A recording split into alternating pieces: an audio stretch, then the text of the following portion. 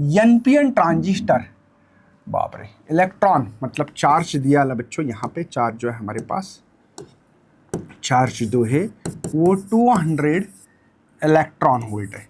अब इसको कैसे करते पता है, इलेक्ट्रॉन, तो इसको करना पड़ता है 1.6 इंटू 10⁻⁻19 कुलम में लिखना है, तो है ना चार्ज, तो इसको मैं 3.2 इंटू 10⁻⁻17 कर सकता। बात समझ में आ रही बच्चों?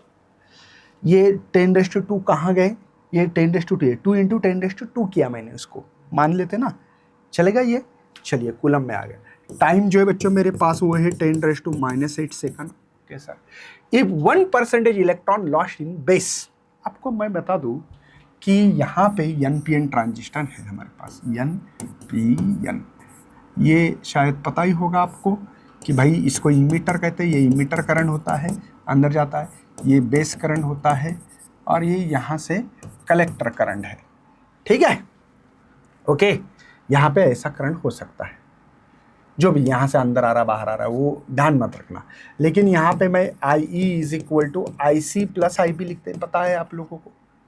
यस, हमारे पास गिवन में दिया है 1% इलेक्ट्रॉन लॉस्ट हो रहा है बेस में, मतलब जो इमीटर करंट था, इमीटर करंट, ये 1% लॉस ऑफ कलेक्टर में इतना ही जाएगा। यस, क्या गलत तो नहीं लिख रहा बच्चों मैं? क्या गलत तो नहीं लिख रहा हूँ? यस और नो, है ना? नहीं तो बेस करंट लिखना पड़ेगा, यहाँ पे बेस करंट में 1% लॉस हो रहा है, ऐसा लिखना पड़ेगा। बेस करंट है 1% लॉस हो रहा है बच्चों मेरा IE से, राइट है, हाँ ऐसे लिख सकते हैं। यस, बेस करंट, तो मैं इसको ऐसे भी लिख सकता हूँ, IB इज इक्वल टू 1%, मतलब ये सा, ये IE, ठीक है। बेस करंट में 1%, परसेंटेज का मतलब ये है, इसका मतलब सर यहाँ पे कलेक्टर में कितना जा रहा, बेस में से 100 दिया था 1%, तो यहाँ पे 99% हो जाएगा। भाई मैंने 100% यहाँ से करंट दे दिया, समझो 1% यहाँ लॉस हो गया बेस करंट में, बचा कितना, 99%।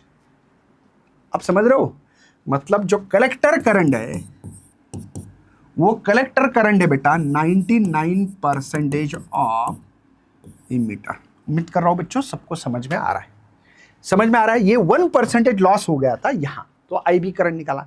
अब मुझे IC निकालना है, IC में 99% करंट गया ना यहाँ पे, तो इसको ऐसे लिख सकते हैं सर, IC 99/100 और ये IE, ओके। एक ही इंपॉर्टेंट है, ये एक चीज इंपॉर्टेंट है। मेरा सवाल क्या है sir, then the current that enter the emitter and current amplification factor बताना है। दो चीजें बताएंगे, बीटा बोलना है नंबर 1, दूसरा यहाँ पे current that enter the emitter, emitter में करंट कितना एंटर कर रहा है ये भी मुझे यहाँ पे आपको बताना है। तो करंट एंटर कर रहा है तो क्या कर रहा है सर, इतना चार्ज इलेक्ट्रॉन अंदर घुस रहा है इतने टाइम में, तो करंट का फार्मूला सीधा चार्ज अपॉन टाइम, ये फार्मूला।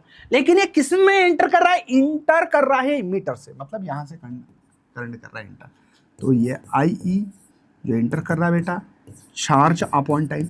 टोटल जो चार्ज है मेरे पास 3.2 है, 10⁻⁻17 है बेटा, डिवाइडेड बाय टाइम है 10⁻⁻8, 8 गए तो IE जो इमीटर करंट है 3.2, ये 8 गए तो कितना रहेगा बेटा -9, जो भी दिया होगा यूनिट टेक लेना, एम्पियर दिया तो एम्पियर ही बोलो। तो मुझे एक ही जगह पे ये आंसर मिल रहा है, उसको टिक कर सकता हूँ मैं। मुझे लग रहा है कि B ही ऑप्शन होगा, लेकिन नहीं, रुक जाओ, रुकना है भाई, मुझे अभी भी एक चीज़ बाकी है जिसको बीटा बोलेंगे। बीटा होता है बेटा IC अपॉन IB, राइट है, बीटा बाकी है, ठीक है। मुझे पता लगा कि ऐसा आंसर कोई नहीं, इसलिए मैंने टिक मार्क किया था, लेकिन IC क्या है बच्चों हमारे पास 99/100 IE डिवाइडेड बाय IB क्या है बेटा मेरे पास IE डिवाइड बाय 100, ठीक है। ये भी IE था तो इसलिए मैं IE, ये कैंसिल, ये भी कैंसिल होगा, तो बीटा इज इक्वल टू 99, मतलब सही मैंने B ऑप्शन जो लिखा था वो करेक्ट है बच्चों, ठीक है। मुझे यहाँ पे 3.2 10⁻⁻9 मिला था, डायरेक्ट मैं टिक कर सकता हूँ, दूसरा निकालने की जरूरत नहीं, क्योंकि आंसर ही नहीं